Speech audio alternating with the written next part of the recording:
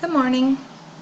I'd like to request audience participation starting out. May I have a show of hands? How many of us here in the audience hold a position within management?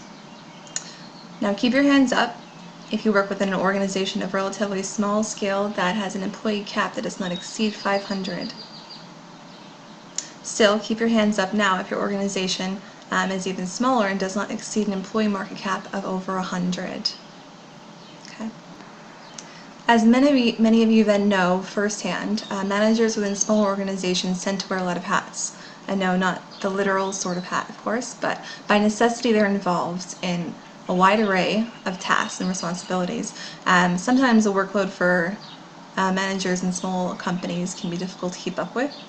At times, myself within that situation, I find myself cutting back on sleep to complete projects or meet deadlines.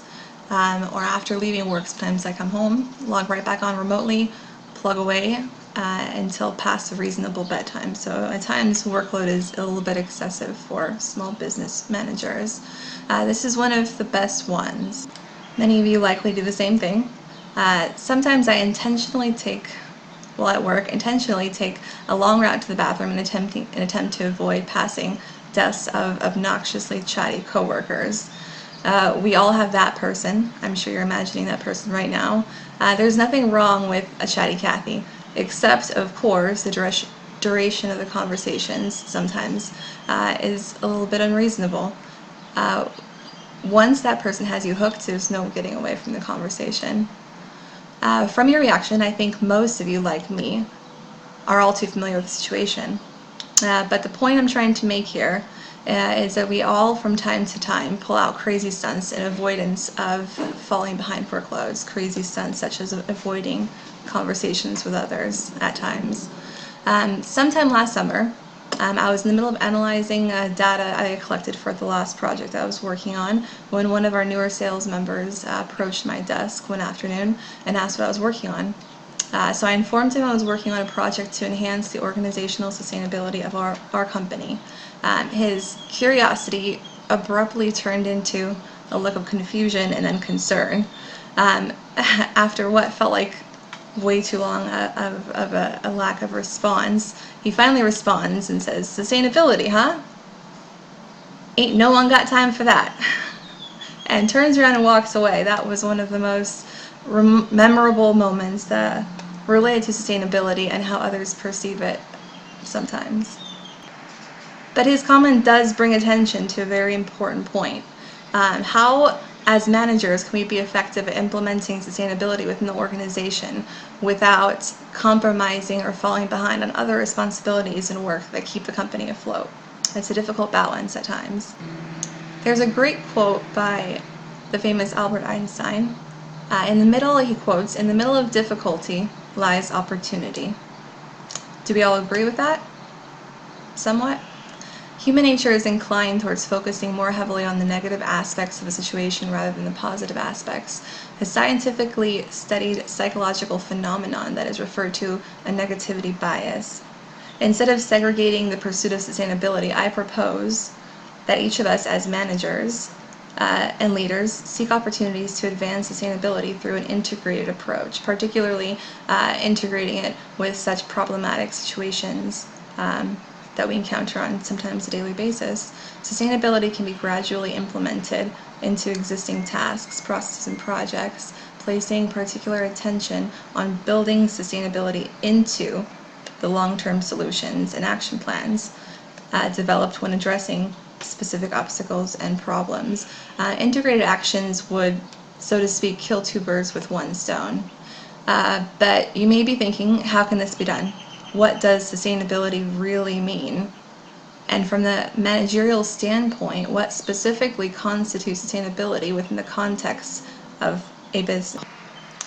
Though there are many definitions for the word sustainability, the one that I choose and favor more is the one that defines it as the ability to meet the needs of present generations without compromising the ability of future generations to also meet their needs. During an analysis phase of a previous project I was working on, I was having trouble determining like feasibly and effectively ways to add value to the organization through integrating sustainability into operational processes. So I developed a helpful brainstorming sort of structure from which allowed me to expand upon both the level of application as well as the depth of integration concerning sustainability within organizational operations. So combining the definition of sustainability within a questioning format, if you're applying this to your organization, and let's say you're looking to improve a certain process or implement sustainability into it to add value for the organization, you could pose the question, quotes, how can my organization meet the needs of present demand without compromising our ability to meet future demands within, and then define the specific context that you're applying it to or specific process. For example, let's say that your organization is seeking to integrate sustainability within its current product marketing strategies. To gain a better understanding of how you can feasibly implement sustainability within this process, you would frame the question accordingly by asking, you verbatim, to yourself, you would ask, how can my organization meet our present marketing needs in a manner that will neither disrupt our future health nor compromise our ability for marketing or our marketability in the future? All right, well, let's try this then. If our present marketing strategy were to mimic the characteristics and principles found within sustainability, it would need to be critically careful to market its products with a high level of many of these characteristics. It would need to market its products with a high level of accuracy, honesty, transparency, responsibility, and credibility. Once these characteristics are reflected and identifiable within the organization's market procedures, the benefits of such integration would be recognizable almost immediately, reinforcing the organization's long-term marketability, thickening its financial resiliency during broader market fluctuations, and over time giving the company the ability to maintain stable levels of revenue generation. On the contrary, if any given company does not market its products accurately, honestly, transparently, responsibly, and credibly, then there's an undeniable chance that over time the organization's exposure to potential media and publicity risks are increased to an unacceptable level or have increased. A great example of how companies use misleading and dishonest marketing strategies to win over market share is the sustainability trend that was misrepresented through the last several years, possibly even the last decade. Many companies jumped on board this trend over the last decade, some whom by doing so, by participating in greenwashing strategies, they're exposing themselves to a great level of risk, which ultimately destroyed the brand's credibility and lost the trust of the public, ultimately bankrupting the company entirely. When sustainability is applied properly, the benefits are endless. Many organizations through the years have achieved and continue to achieve great things with the help and guidance of sustainability, doing so in an economically, environmentally, and socially viable way, an achievement type that satisfies what is commonly referred to as the triple bottom line. I'm sure even with limited exposure to sustainability principles, many of you have probably heard that here and there before. The action of integrating sustainability within business strategies and operational processes has been proven tremendously valuable by many organizations time and time again, enhancing dozens of traditional business processes, including processes of risk management and mitigation, revenue and market share, supply chains, management of supply chains, waste management and reduction, reputation and brand management, business-to-business partnerships and collaboration for innovation, employee engagement and productivity, reduction in operational costs and energy efficiencies, leadership and innovation within innovative industries, inclusion and diversity, and tremendous amount more that we could go on forever about.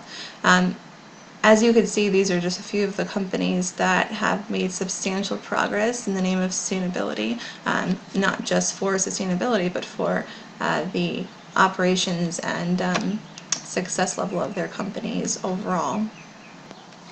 Now, before we begin phase 1, there's a phase 0. Phase 0 is to make sure you've got all your ducks in a row. I can't stress the importance of this anymore. It is crucial that before you dive into any changes or try implementing any level of sustainability, that you first and foremost understand with a great deal of detail the process that you're attempting to change or modify. Alright, now finally on to phase 1. It's a preliminary analysis, mapping procedures and operations of the process that you're seeking to integrate sustainability with. Process mapping techniques serve as a foundation for analysis for just about every potential project initiative, at least that I've had experience with. So regardless of the application, process map is a definite necessity. There are a lot of different tools you can use for this. I recommend that you branch out and find additional sources outside of the ones that I've used during my project. They're very valuable, but there's dozens upon dozens of different types of mapping strategies alone. Just a few key things to point out. I discovered that process maps and flowcharts, both these terms seem to be used interchangeably within change management and a lot of other disciplines as well. Value stream mapping is of crucial importance to basically every project, so I highly recommend that no matter what you're attempting to change or implement sustainability within, that a value stream map is at least done on a generic basis to help you understand what adds value to your organization, basically. Right, there's a number of analysis tools that you could use. Tools and frameworks, these ones are more so tools on a smaller scale, less holistic application. The ones pictured above are the ones, specific ones that I use during my phase 1 analytical process of my project. Fishbone diagram, SWOT analysis, risk matrix, and a supply chain management, all of which these actually originate from very basic and traditional business practices, but have been enhanced and improved through Six Sigma and lean manufacturing methodologies and a lot of other very deeply rooted sustainability frameworks. Also, these ones that I chose to use, I feel are very valuable and would work for almost any application within an organization that you're looking to change or modify. More on a macro analysis scale, there are some larger scale, more holistic analysis frameworks that could be used. So here you see there's a representation of Six Sigma and Lean, and of course, as most of us are very familiar with, those two frameworks integrate to create its own sort of project framework. I definitely recommend these frameworks for implementing sustainability, since they are very heavily rooted in the strong drivers and the stronger aspects of enhancing your organization's sustainability. A lot of these sorts of drivers will also increase the bottom line, you decrease costs. So if you can translate sustainability into saving or making the company more money, that is one of the absolute best that you can do. So I highly recommend using these frameworks with your change initiative.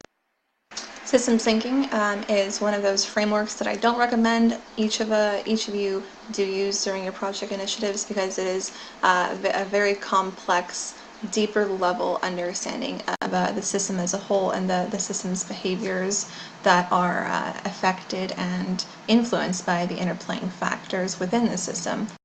Of all the frameworks that I use during my sustainability initiative and changes implemented, the sustainability frameworks are actually my favorite. They're extraordinarily fascinating. They would just take quite a bit of studying to understand, so that's why I don't recommend using them for every single change initiative. But there will come a time in some of the projects where you keep receiving pushback from certain aspects within a system, and so within that sort of a context, it might be necessary to bring in this added layer of understanding of the system as a whole and its behaviors. So, for example, I have definitely been receiving a lot of pushback. I wish I'd made more progress in this way towards effective changes within the process. There's been a few, but there's still continuously recurring issues that mimic one another, and they no matter what is done to mediate them, for some reason this reoccurring and reinforcing behavior continues to arise and continues to have a trickle-down effect on a lot of other portions of the process, which then even further reinforce the entire loop. So the entire loop is working for its own benefit right now, it seems, within my organization.